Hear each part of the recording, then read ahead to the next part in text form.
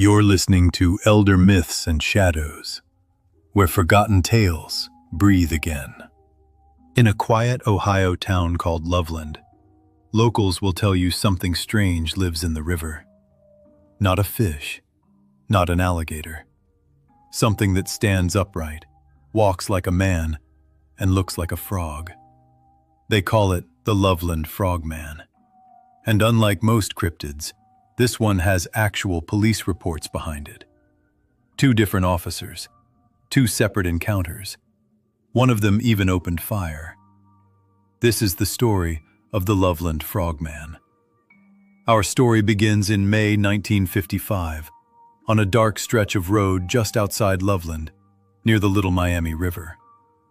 A traveling salesman, his name lost to history, was driving home in the early hours of the morning.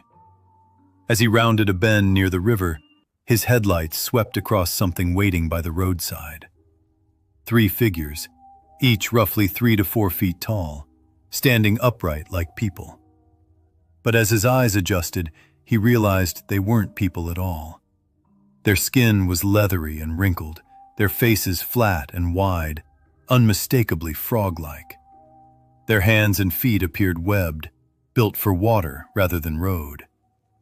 Witnesses would later describe a strange smell hanging in the air around them, something like almonds mixed with alfalfa.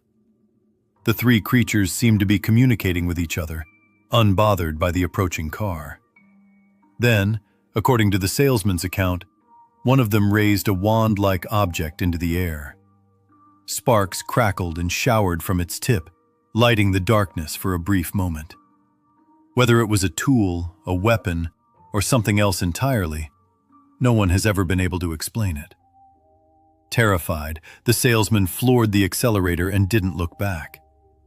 He told his story to the police, who, unsurprisingly, didn't take it especially seriously. No investigation followed. No physical evidence was ever recovered. For years, the story existed only as local rumor, the kind of tale passed between neighbors and half believed at best. Then, 17 years later, the legend came roaring back. And this time, it had a badge attached to it. On the night of March 3, 1972, Loveland police officer Ray Shockey was on patrol along Riverside Drive. It was around 1 in the morning, and the roads were dangerously slick with ice. As he drove past the local Totes boot factory, his headlights caught movement on the asphalt ahead.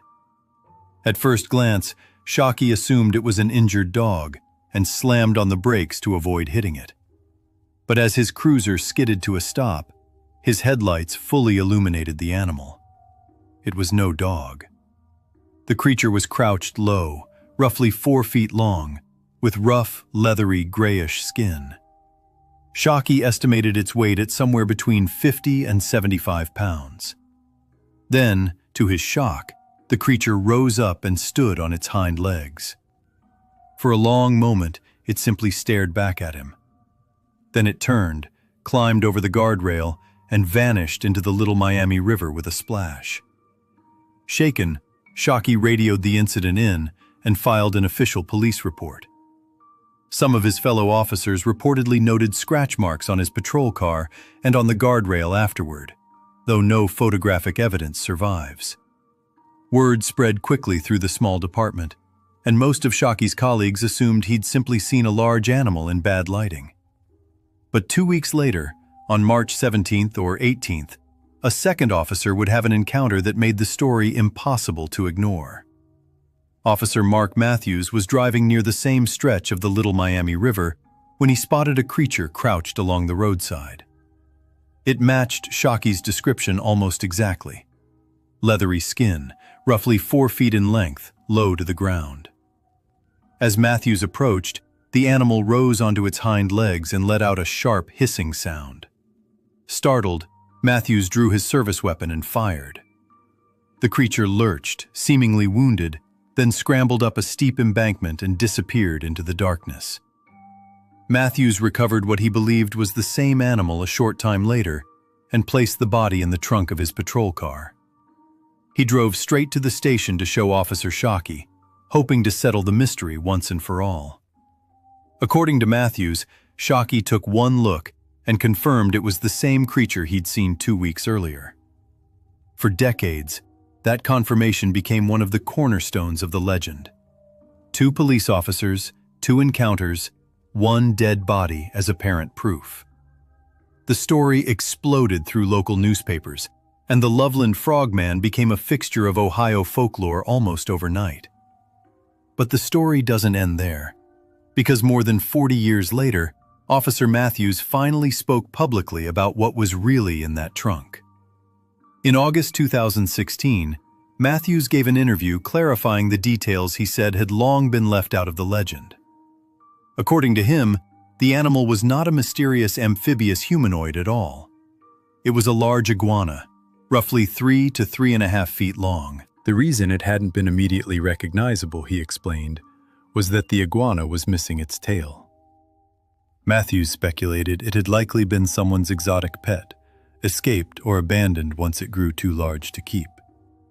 He said he had told this exact detail to an author writing a book on urban legends decades earlier, but that the author had left the iguana explanation out entirely.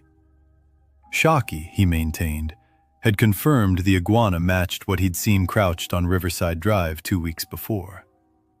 It was, by Matthews's own account, a fairly mundane explanation for a legend that had grown into something much bigger. And yet, the timing of his confession was almost too perfect to be a coincidence. Because just weeks before Matthews went public, the Loveland Frogman had suddenly resurfaced in the news.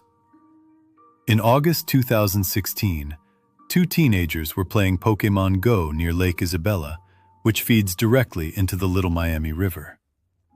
As they walked near the water's edge, they claimed to see something large moving in the shallows. It appeared to be roughly 4 feet tall, standing upright in the water. One of the teens managed to film the encounter on his phone, capturing a brief, grainy clip of something vaguely humanoid. The footage spread quickly online, reigniting nationwide interest in a story that had been quietly fading for decades. Skeptics were quick to point out the obvious. A man in a costume can easily wade into shallow water at night.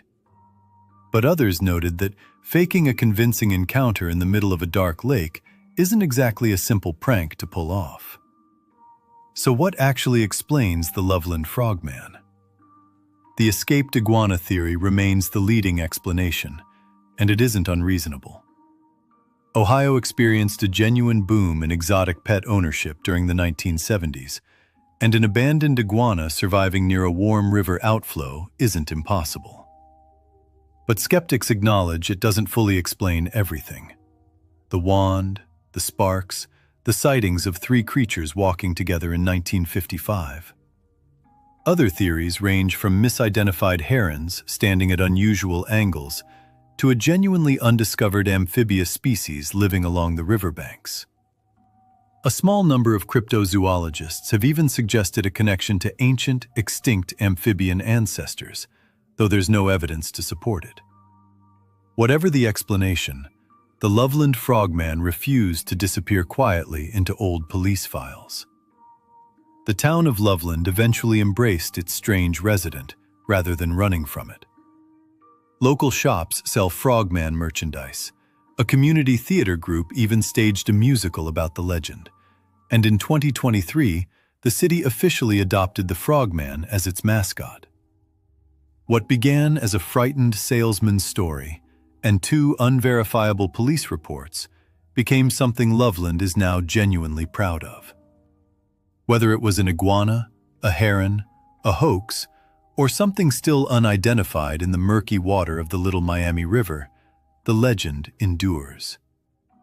And if you ever find yourself driving along Riverside Drive late at night, and something crouches in your headlights that doesn't quite look like a dog, don't slow down to check. Thank you for listening. Please like and subscribe. Comment what topic you'd like to see next. Another whisper awaits, if you dare.